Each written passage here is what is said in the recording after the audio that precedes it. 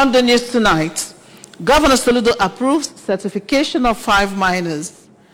Anambra State government to soon commence strict inspection of buildings in the state. Federal government to begin Mpox vaccination on October 8th.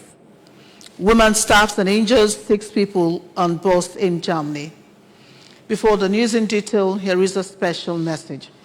Governor Chukwuma Soludo has come for a total turnaround maintenance of the Anambra State economy and promotion of core Igbo values. Let us give him maximum support for the task ahead. Good evening and glad to have you join us on the news tonight. My name is Maureen Stone Enujoke. Following the environmental pollution and degradation caused by unauthorized mining activities in Anambra State and the consequential damage to Anambra roads constructed with taxpayers' money, mining was necessarily suspended. According to a press release signed by the Commissioner for Information, Sir Paul Musu, a special committee on mining reform was subsequently set up by Governor Chukwuma Soludo to emplace best standards of practice and screen operators for his approval. The release noted that the process has been completed and the Governor has approved the certificate of 5 miners to resume their mining operations, but in strict compliance with newly prescribed modus operandi. It said the prospective operators in the state are enjoined to comply with the requirements for mining to enable them seek and obtain the Governor's approval to commence their operations. Stakeholders have called for more accountability and transparency in the management of the Nigeria Jubilee Fellows Program as United Nations Development Program, UNDP.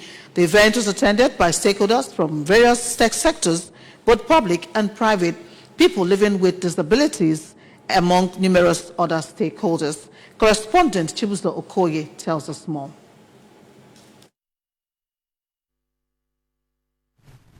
The Nigerian Jubilee Fellows Program, NJFP, is the federal government of Nigeria initiative co-funded by the European Union and implemented by the United Nations Development Program, UNDP. As a talent incubator, the program seeks to improve the employability of fresh graduates by connecting them to practical on-the-job skills through a 12-month paid placement opportunity in both private and public sector institutions across the country. The NJFP is designed as a scalable model for facilitating a transformative and impactful transition of fresh graduates from learning to earning. Speaking during the program, Mr. Chinedu Nwokolo, who is an impact learning analyst from the UNDP, said that the program is one of the best initiatives of the federal government as it will address youth unemployment, economic development, capacity building, as well as talent retention. The program really contributing to effectiveness and your productivity. We are building your capacity, and also as we move further, we are also looking at rolling out mentorship programs even for the MSMEs. All right. You'd also agree with me that some of the hosts of them or some of these MSMEs, I mean, they have what they're supposed to, the basics. The Anambra State Commissioner for Economic Planning and Budget, Mrs. Chiamaka Nake, said that the state government will always support the program for fresh graduates in the state to maximally benefit from the program. I'm supporting it is not just my presence, but we're going to absorb some of these fellows into the system and see how we can actually nurture them. At least everyone will get busy. And to say that we're working together to actually provide, drive economic development, because once they get busy, they learn 1 or 2 things. They can multiply that knowledge beyond what you can even imagine. So Mrs. Ngozi Osiabata from LM Tech Hub, who is also the program manager, UNDP NJFP, the executive secretary, Anambra State Primary Healthcare Development Agency, pharmacist Chisom Uchem, Mr. Emmanuel Atwanya from the Oka Capital Territory Development Authority, the managing director, Anambra Broadcasting Service, ABS, Sachido Obidiegu, represented by the director of program in the establishment, Mrs. Nneka Ekwunife, among others, attended the training in Oka. This is Chibuzo Okoye for ABS News. Edition of Nnokwa Youth Forum was held over the weekend in Lagos State. Correspondent Justice Onyemobi of the ABS Lagos Bureau reports that the program, which took place at Nnokwa Civic Center, Ejigbo, had in attendance women, children of Nnokwa and other prominent members of the town residing in Lagos. His report. The event was attended by members of the Real Estate Developers Association of Nigeria from across the country. The chairman, Anambra State House Committee on Lands, Honorable Jude Apwa, past and present executives, members of REDAN, developers, among others. Addressing the gathering, Honorable Onyeka said that he was happy that REDAN has now come to Anambra and announced that the state is on course to launch globally acceptable real estate that would give investors satisfaction for their money, and that the state has a series of bills which one has been passed, all to ensure that everything about real estate and housing are done expertly and in the best standards. He said that one of the bills will prohibit people from taking water outside their compounds as part of the efforts geared towards controlling erosion menace in the state, and that it provides for every compound in the state to have catchment pits to collect all the water in their compound, and advised members of REDAN to come together and forge a common front towards achieving one goal, instead of going to commercial banks for loans individually. I'm very happy today, but I'm encouraging us to do something that will help us in this kind of business that needs billions. You must do it by joining forces together, financially and otherwise. That's the only way you can come up. Earlier in a keynote speech, a former national president of REDAN, Dr. Ugo Chime, who said that REDAN was established in 2002-2003, gave an insight into what real estate business is all about, how to invest in the business, and what to do to make maximum gain in the business. Dr. Chime called on the estate developers in the state to utilize the opportunity provided by the federal government through mortgage banks to give investors loan with an interest rate of 6% that would span to more than 12 years, instead of assessing loans from commercial banks that give higher interest percentage and have less number of years to offset. Real estate is defined as land and any permanent structure like a home or improvements attached to it. Real estate comprises both even commercial real estate, we have agricultural real estate, we have medical real estate, hospitals and medical real estate, we have tourism real estate like in hotels, we have other forms of real estate, industrial real estate like you have industrial parks. In an address, the Anambra State Chairman of REDAN, Dr. Sonny Nwachukwu, while appreciating his predecessors for working hard to ensure that the association booms in the state, called on developers to join the association to reap the benefits thereof, and said that they are happy with Governor Chukwuma Soludo in what he is doing in the state, promising to partner with his government to ensure that houses are provided to Ndi Anambra at an affordable price. REDAN is committed to keep all stakeholders informed, especially on the recent developments in the state's housing sector. Our gratitude sincerely goes to the Solution Governor, Professor Charles Chukwuma Soludo, whose desire is to aggressively address the housing deficit gap.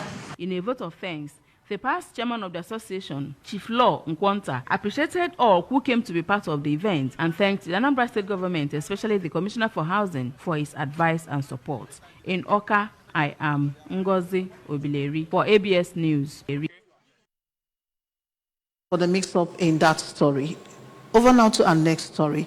The 13th edition of Nnokwa Youth Forum was held over the weekend in Lagos State. Correspondent Justice Onyemobi of ABS Lagos Bureau reports that the program, which took place at Nnokwa Civic Center, Ejigbo, had in attendance children, women of Nnokwa, and other prominent members of the town residing in Lagos. His report. The annual program, organized by the Education Committee of Nnokwa Progress Union Lagos Branch, offers the pupils and students of Nnokwa community the opportunity to be trained as entrepreneurs and equipped with the skills to make them viable, marketable, and employable, and has its theme as harnessing the power of information technology in wealth creation. In his opening remarks, the chairman on the occasion, Prince Nnamdi Ezekwem, called on the pupils and students of Nnokwa to always make themselves available in such events so as to acquire skills that information technology provides, saying that such exposition would help them to excel academically as well as promote their parents' businesses. There is nothing you can do without information technology now. We have to make sure that we are all ready and get towards changing times, or else we will be left behind. In his address, the chairman of Nonhwa Progress Union Lagos branch, Nze Clement Ezebunam, pointed out that the opportunities information technology provides is enormous, stressing that if properly harnessed, it could be a powerful tool in transforming ideas. We take it as a event where the whole North people come together, the youth. They learn, they know each other. It's for them to utilize the opportunity, what they learn today, to make an impact in their life, in the life of their family, because the next 5 years, 10 years, technology will take everywhere. Also in an address, the chairman of the Education Committee, Nonhwa Progress Union, Engineer Nnemeka Nwamara, appreciated all that contributed to the success of the program and promised that the committee would assist any students that will develop career in technology industry to any level he or she wants to attain in life. It has to do with information technology, and they were carried along and they were interested, found value, direct value to what they know on daily basis. So that's basically what I found very, very interesting about this year's Youth Forum. In their separate paper presentations, Dr. Jane Azuka, Messrs. Emzo Eza Basilim, Chizoba Ikenwa, and Stanley Odinaka narrated their experiences as development stages of the digital skills acquisition and encouraged the youth to choose a digital career for themselves and work towards developing it. Free medical mission, where both adults and children received attention to their health needs, was done through the program, while group discussions and presentations as well as dancing competitions among children featured at the event. Award presentations to all the resource persons in recognition of their selfless efforts in impacting knowledge on the children climaxed the event. Aguleze Chukwu Youth Association, in partnership with Zaram Life Foundation, has held a 3-day empowerment and awareness summit geared towards nurturing the youth for the future. The summit, which has its theme as Youth Empowerment in Community Development, attracted youths from the community, stakeholders, among other dignitaries. Correspondent Chibuzo Okoye tells us more. After the exercise, the chairman on the occasion, architect Chukwuka Okonkwo, who described the summit as worthwhile, called on the youths to always imbibe right morals, stay away from all forms of social vices, and urged the organizers to sustain such trainings to enhance youth development. Chief Okonkwo promised to support the youth in whatever positive thing they embark upon, urging participants to take the training seriously, even as they called on the stakeholders of Aguleze Chukwu to join hands in building a safe and prosperous community. The way the country is going these days, I want to engage Aguleze Chukwu youth into handworks and some other things to benefit their lives. I will also put in my effort and sponsorship. So we are very sure, at least if not 1 or 2 people at the various departments, I will make sure that we empower them after the training. Earlier, the president, Aguleze Chukwu Youth Association, Comrade Chizikora Ofomata, explained that the summit was organized to help build and empower their youths with entrepreneurship skills, which will help them to become self-reliant and employers of labor, and appreciated all those who made the event a success.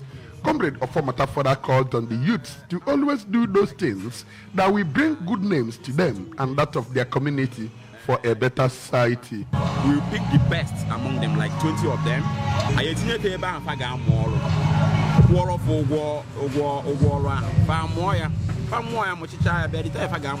we also buy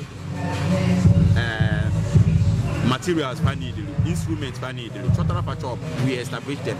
I believe every year I will get train more than 20. Next year train more than 20. Next year train more than 20. Sky is our limit. The founder Zaram Life Foundation, Eukaria Onyemobi, among other resource persons, delivered empowerment lectures during the summit, which climaxed with the presentations of awards to some deserving individuals for their critical roles in youth development, including architect Okonkwo. From Aguleze Chukwu in Agwata local government area, this is Chibuzo Okoye for ABS News. Federal government to commence the vaccination of Mpox on October 8, 2024. Woman stabs and injures 6 people on a bus in Germany.